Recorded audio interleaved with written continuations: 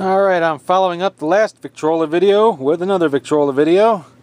There was some questions I was getting about needles. These are the needles that Victrola uses. They all use the same one. And by the way, I should mention that Victrola is specific to the products of the Victor Talking Machine Company. Although it's generically used for a lot of different phonographs that are acoustic and vinyl. You have Columbia, Pathé, all the other ones. Victrola is Victor. And this is a Victor machine. They all use the same needles, these little steel needles. Needles are not expensive. It's only $4 or $5 for a whole pack of 100, sometimes cheaper. And the idea is to preserve records, not needles. Use it once, throw it out. That's basically, you put it in, you play one side of one record, you remove the needle, you toss it, you put another needle in for the next record. Because what happens is these things get sharp. And when they get sharp, they can cut the groove and they can destroy your records. The records are irreplaceable. The needles you can buy brand new. They're made, they're around, they're not expensive. They come in these little packages of 100 right here. And you can see right here is the address you can get them. It's 607-278-6218 at the Antique Phonograph Supply Company. That's where I get mine. I keep them in little pill jars like this. Very convenient. Keeps them safe. Keeps them out of my feet and anywhere else delicate. And that's that. This particular machine right here is a Victor Victrola 4. This is a tabletop Victrola. It's the smallest machine Victor made. They started making these in 1911 and they stopped making them officially in 1924, but they kept making them in small batches up to 1926. This machine is a 1926 model. It's one of the very last Victrola 4s made. You can see it's quarter sawn oak. That's the finish they use, quarter sawn oak. It's a 591,000 serial number range, putting it in 1926. Has the Victor number 2 reproducer. And to put the needle in it, it's very simple. You just drop it right in, like that. And you tighten up a tiny little thumb wheel here, and that's it. Needles change out in seconds, and there's no hassle involved. Now, I already wound this, but I'll give you a few cranks so you can see how you do it. See, that's it. You just wind it up. Very easy machine to use. There's no batteries, there's no extension cords. It doesn't cost you anything but a little bit of hand action there. Crank it. Okay, not too far. You don't want to force the spring. Back here you have your brake. Now, not all 4s are the same. In 1926, the brake was on the back right here. And your speed control was right there on the front, but that's already set, so we're not going to touch that. Get the record spinning. You want to open your sound doors. This is your volume control. These two little doors here. Open them wide and you got full volume. You'll notice this has a full horn. 1926 models had this. They started this, I believe, in 1923. Just like the big Victrolas.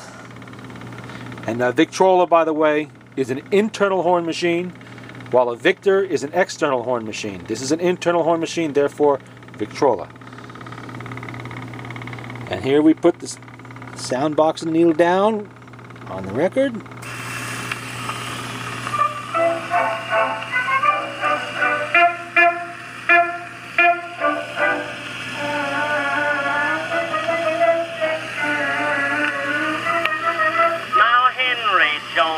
Pretty little queen took a ride one day in his big limousine. The car kicked up and the engine wouldn't crank. There wasn't any gas in the gasoline tank. Just about that time along came Lord, and he rambled right along in his little old Ford. He stole that queen as his engine sang a song, and his little old Ford just rambled right along. His little old Ford rambled right along, and the little old Ford rambled right along. The gas ran out in the big machine, but the darned little Ford don't need gasoline. The big limousine had to back down the hill, but the plain little Ford is going up still. When it runs out of dope, just fill it up with soap, and the little Ford will ramble right along.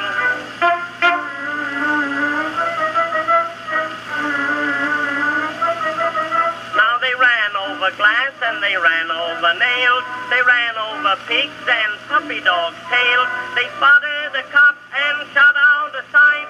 They rambled all day till almost night. They smashed up fences and telegraph poles, ran into ditches and deep shut holes. They bumped into a preacher and the preacher took a ride. Then the Ford rambled on with Johnny and his bride. The little old Ford rambled right along, and the little old Ford rambled right along. He swung around the corner and he ran into a mule, and the darned old donkey kicked like a fool. He brayed and he balked and he kicked the wheels, but he had to quit kicking to save his heels. When she blows out a tire, just wrap it up with wire, and the little Ford will ramble right along.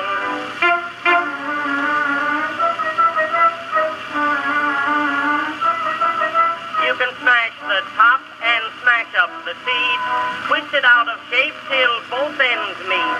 Smash the body and rip out a gear, smash up the front and smash up the rear. Bend up the fender and rip off the tires, break up the lamps and cut out the wires. Throw in the clutch to the dickens with the juice, and the little old Ford will go to beat the juice. The little old Ford, it rambled right along, and the little old Ford, it rambled right along. Now cut that out, you naughty tease. 'Tis a left-hand drive and a right-hand squeeze. Patch it up with a piece of string, chewing gum, or any old thing. When the power gets thick, just hit it with a brick, and the little Ford will ramble right along.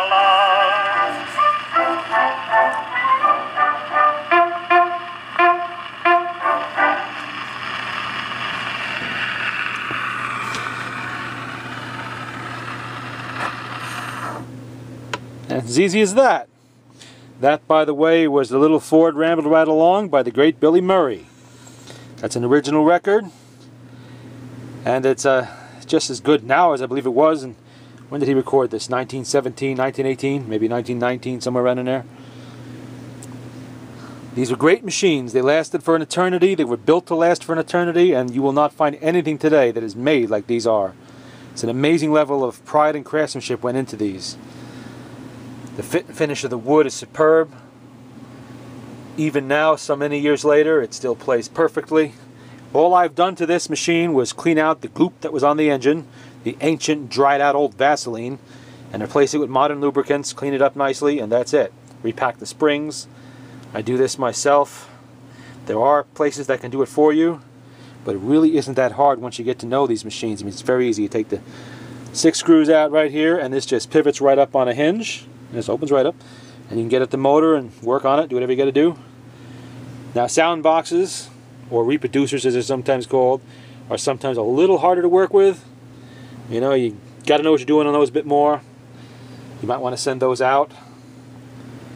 And I believe that's the only questions I was getting on these. Well, that's the Victrola 4. And that should cover it for now.